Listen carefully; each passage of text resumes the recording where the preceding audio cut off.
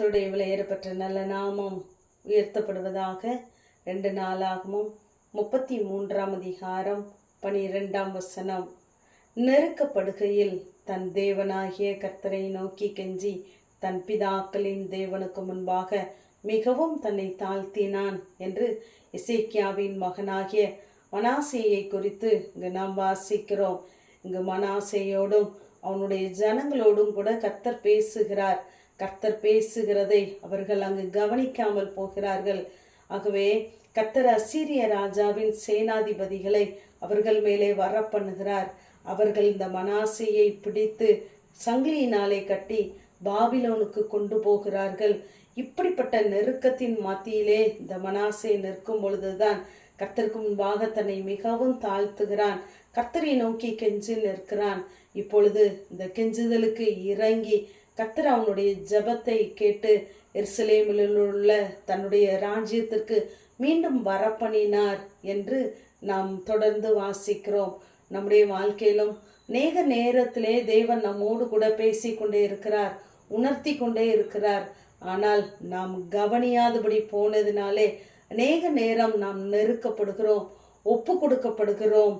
ஆகவே நாம் கர்த்தருடைய வார்த்தையை கவனிப்போம்.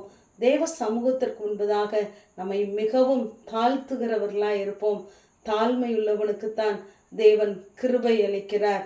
ஆகவே நாம் தேவ சமூகத்திலே நம்முடைய சூழ்நிலைகள் நிமித்தம் நம்மை தாழ்த்துகிறவர்களாய் இருக்க வேண்டும். அதோடு மாத்திரமல்ல, 2 நாளாகவும் 7ஆம் அதிகாரத்திலே என் நாமம் தரிக்கப்பட்ட என் ஜனங்கள் தங்களை தாழ்த்தி ஜெபம் பண்ணி என்று வாசிக்கிறோம். ஏனென்றால் நம்முடைய குடும்பத்தின் சூழ்நிலைகளுக்காக மாத்திரமல்ல, பட்டணத்தின் தேசத்திலே தேவன் கிரியை செய்ய வேண்டுமென்றால் நாம் கர்த்தருடைய பிள்ளைகளாகிய நாம் தேவ சமூகத்திலே நம்மை தாழ்த்துகிறவர்களாய் இருக்க வேண்டும். சூழ்நிலைகள் மாறுகிற பொறுப்பை தேவ ஜனத்திடம்தான் தேவன் கொடுத்திருக்கிறார். மோசே, தானியேல் இப்படிப்பட்டவர்கள் எல்லாம் தனக்காக மாத்திரமல்ல தன்னுடைய ஜனத்திற்காகவும் தேவ சமூகத்திலே போய் தன்னை தாழ்த்தினார்கள் என்று நாம் வேதத்திலே வாசிக்கிறோம். யோனாவுக்கு அந்த பொறுப்பு கொடுக்கப்பட்டது. ஆனால் கர்த்தருடைய தீர்க்க தரிசனம் எப்படி நிறைவேறும் என்று கூடாரம் போட்டு அவன் பார்த்து கொண்டிருந்தான். ஆனால் மோசேயோ ஜனங்களுக்காக தேவ சமூகத்திலே நின்று தன்னை தாழ்த்தினான். நாமும் நம்முடைய கூடாரத்தோடு நின்று விடாதபடி தேவ சமூகத்திற்குள் பிரவேசித்து நம்மை தாழ்த்துகிறவர்களாய் இருக்க வேண்டும். தாழ்மையுள்ளவனை அவர் நோக்கி பார்க்கிறார். எப்படி என்றால் அவர் உயர்ந்தவராய் இருக்கிறார். ஆனாலும் நம்மை நோக்கி பார்க்கிற நல்ல தேவன் நம்மோடு கூட இருக்கிறார். தேவ பார்வை நம்மிடத்தில் திரும்ப வேண்டும் என்றால் தாழ்மை மிகவும் அவசியமாகவே இருக்கிறது. எசேக்கியா சொல்லுகிறார், நான் உமக்கு முன்பாக உண்மையாய் இருந்ததை பாரும் என்றதை விட அவர் மிகவும் தன்னை தாழ்த்தி அங்கு ஜெபம் பண்ணினதினாலே 15 வருடங்களை தேவன் கூட்டி கொடுத்தார்.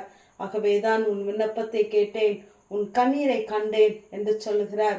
தானியேலை குறித்து நாம் பார்க்கும் பொழுது அவன் தன் கொலுப மண்டபம் வரை உயர்த்தப்பட்டாலும் சாம்பலில் உட்கார்ந்து ஜெபிக்கிற, தன்னை தாழ்த்துகிற, சிறுமைப்படுத்துகிற அனுபவத்தை பெற்றிருந்தார்.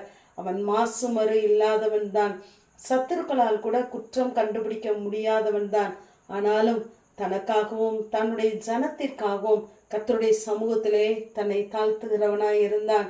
இங்கே இயேசு சீஷர்களிடம் அங்கு காட்டி கொடுக்கிறார். ஆயக்காரனை பரிசேயனை பார்த்து ஆயக்காரனை காட்டி கொடுக்கிறார். இங்கு பரிசேயன் தனக்குள்ளே ஜெபம் பண்ணி கொள்ளுகிறான். அவனுடைய நீதியின் கிரியைகள் அவனுடைய பெருமை நிமித்தம் அங்கு அழிக்கப்பட்டது. தேவன் அங்கு ஆயக்காரனை தான் நோக்கி பார்த்தார். ஆகவே நம்முடைய வாழ்க்கையிலும் நாம் செய்கிற காரியங்களே தேவ சமூகத்திலே போய் சொல்லாதபடிக்கு தேவ சமூகத்திலே நம்மை தாழ்த்தி தேவ சத்தத்தை நாம் கேட்கிறவர்களாய் இருக்கும்போது நாம் இழந்து போன எல்லாவற்றையும் பெற்றுக்கொள்ளுவோம். ஆமேன். ஜெபம். பிதாவாகிய தேவனே, குமாரனாகிய இயேசு கிறிஸ்துவின் நாமத்தின் மூலமாய் உடைய சன்னிதானத்திலே வருகிறேன். தன்னைத்தான் தாழ்த்துகிறவன் உயர்த்தப்படுவான் என்ற வேத வார்த்தையின்படி கர்த்தாவே, ஒவ்வொரு நாளும் நாங்கள் உம்முடைய சமூகத்திலே வந்து எங்களுடைய குறைகளை, குற்றங்களை உம்முடைய சமூகத்திலே அறிக்கையிட்டு எங்களை தாழ்த்த எங்களுக்கு கிருபை தாங்க. தாழ்மைப்படுகிறதுனாலே நீர் எங்களுக்கு வைத்திருக்கிற அந்த ஜீவனையும் ஐஸ்வர்யத்தையும் சுகத்தையும் மகிமையும் பெற்றுக்கொள்ள எங்களுக்கு கிருபை தாங்க. இயேசுவின் மூலம் ஜெபம் கேளும் எங்கள் நல்ல பிதாவே. ஆமேன்.